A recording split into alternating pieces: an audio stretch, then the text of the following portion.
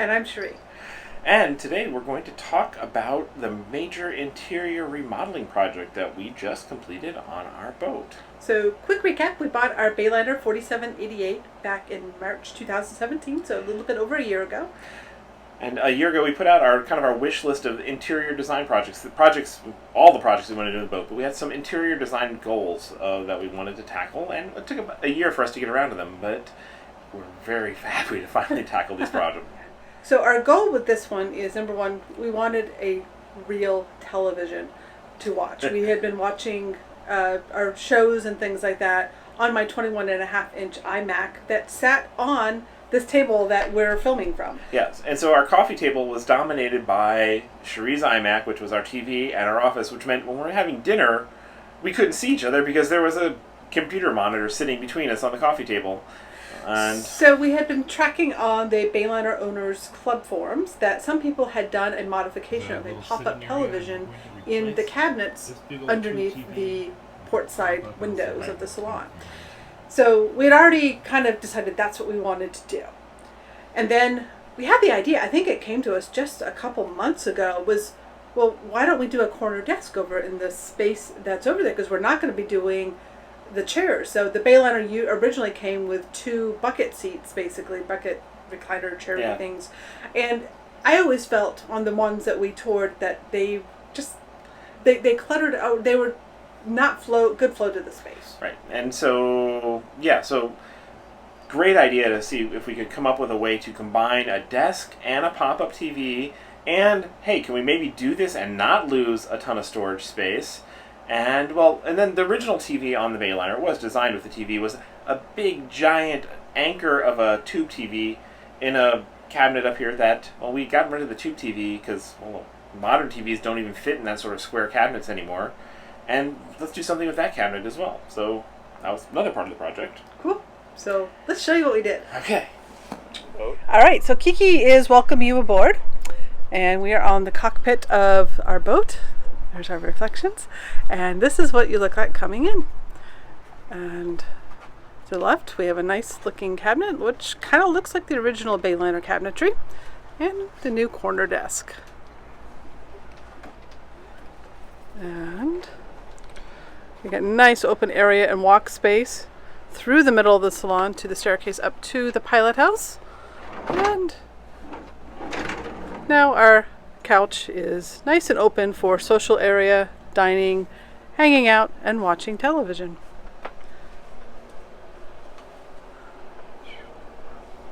I'll give you this view from over here. So how about that? Now that is an office with a view.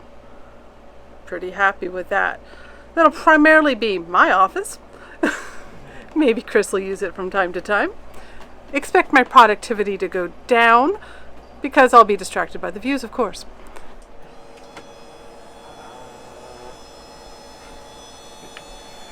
The magic rise. Goodbye, view. We can have a 4K HD view now. This is a 49-inch Samsung QLED TV, basically just about the best TV we can get that would fit in a 49-inch space, and we needed to go 49-inch to fit into the cabinet space. 55 might have technically been possible by going into the floorboards, into the toe kick area, but then it would have lost way too much space side to side. And then the office desk wouldn't have worked. Now, all the space behind the TV, we were able to take advantage of. So on one side, you've got the lift mechanism controls and a bookcase, and it's actually got space. We can add a second level of bookcase. And on the other side, we have our Xbox, which is also our Blu-ray player. And now all the wiring, you notice there's kind of little cutouts at the top of the cabinet, and that's where all the network wiring, power wiring, and everything else is, and all the rat's nest of wires can tuck up there, so it's nice and clean and organized. And then I put in power outlets. Did all the electrical wiring and put in power outlets all the way across, so there's no wires dangling under the desk, inside of here, anywhere at all. So all the wires are nice, neat, and organized. Those are soft close. Oh yeah, there we go. There. So now the corner area, this air spot would have been a little bit tight to build in a cabinet door here. So we actually had the idea of leaving this open and still taking advantage of this. Goes way back, deeper than actually goes into the hull side of the boat. So we've got a nice deep storage area above and below that we can put stuff in. We're going to use it as a shoe rack and just miscellaneous rack and stuff. And then this actually turned into a place to mount the controls for our new generator as well. So it gave us a nice place for that. And kind of had this little corner transition here from the old Corian, the old Bayliner Corian, to the new wood of the countertop there. And it actually came out as a nice transition.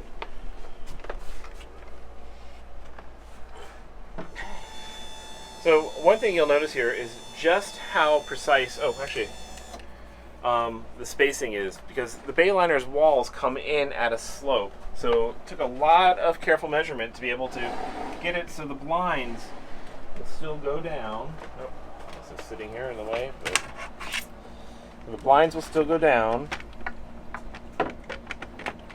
and the TV can still come up without hitting the blinds. So look, perfect, exactly perfect here. And then in the front, we have just less than a finger's width from the front of the TV and the sides. So we nailed the measurements just about perfectly to maximize the space.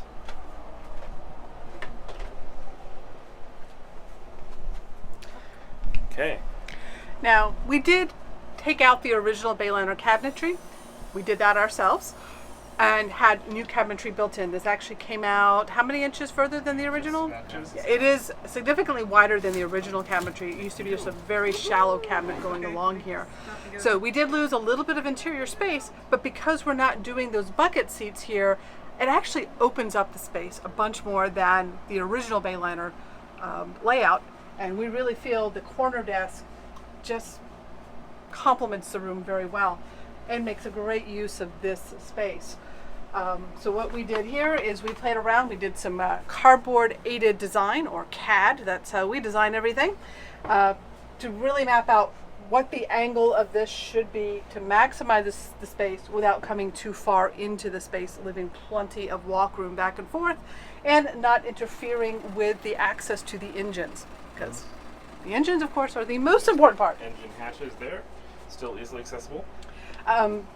The remaining cabinet door down here gives us plenty of storage space. We actually ended up with more storage space than the old cabinets. So just because these are deeper. Just because of the depths and the ways we were able to utilize the space, we feel we have more usable storage. And then up in here, in the side space, we can't hear you. We were able to put the networking up there. Then you've got your cake layers there.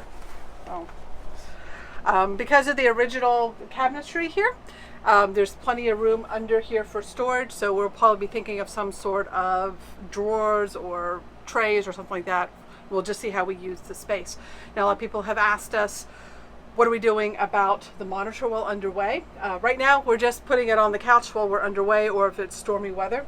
But we do have 2 of these, which were actually part of the TV mount kit that we didn't need, that will fit right over here, and we'll actually have a screw system. So once we finalize where the monitor will go, we'll actually more permanently mount this so that it can stay up while we are underway. So that's what we did in our bus. So this one has traveled in our bus full time for almost 3 years now, and it's done great being in motion. So this should work really well. The chair, just a standard rolling office chair. We decided, since we didn't know what we wanted or how a chair was going to look in here, we just went with a very simple one. We actually got this at Walmart for $55. And we'll see how this works over time, now that we have an idea. But this one looks pretty nice in here, and also serves as, we have guests over for dinner, it can be a dinner chair. Or if someone is over to watch movies, come over here and it can be a movie chair. We're all about multifunctionality. Yeah, so desk space is awesome. Really happy with how that came out. There's also lots of room back here. So we have our printer. So we have the Canon IP 110, which is a wireless printer. We have carried the previous model of that, the 100, on our bus for many, many years. It's a great little portable printer. I'll have a link down below in the description. We love this little printer. It's color. The inkjet, it does not dry up as badly as some other inkjet printers, so we have been very happy with our little Canon IP printer. So this used to be the old television cabinet on the Bayliner, and it actually originally had doors that would open and then slide in around this gigantic tube TV. And then the prior owner had found the doors and gave them back to us. He'd actually taken them out. But because of the way they were spaced, they actually were buck tooth. I was able to reattach them, but they hung with about a finger's width gap. And it looked okay, covered the hole, but it didn't look great. So we had the cabinet maker make us new doors and do some shelves in here. So we've got shelves over here, nice deep shelves, and then a wine rack over here. And then Cherie's favorite feature, these doors are soft close. Soft close. And of course, all the latches are locking latches, very important on a boat so things don't fall out. And while we were at this project, we actually replaced not just the latches on the new doors, but all the latches with these kind of nickel colored instead of the old brass. Nice little modernization update, so you can see an original door. So these are the original Bayliner doors. But with new latches. So you can see, well, the new doors match. Kidding. All right, the Galley. This originally had a 3-burner electric stove by Princess and just a basic microwave oven. And last year we had taken the microwave oven out, replaced it with a convection microwave combo unit, and left the 3-burner stove in, but had bought this induction hob, which is a dual induction hob. We love cooking on induction. We've done it in the bus for many years. It is our favorite way to cook stovetop. So this has just been sitting on top of the Princess stove for the last year. And so it's basically cooking with not much space above me. So we knew that what we wanted to eventually do was the same modification that we did on our bus, was take out the stove, make that into cabinetry, and inset the induction. We don't have inset induction on the bus. That is something we definitely want to do on the bus at some point. So that was the other project that we had the carpenter do for us, is convert all this. So now we have 2-layer storage.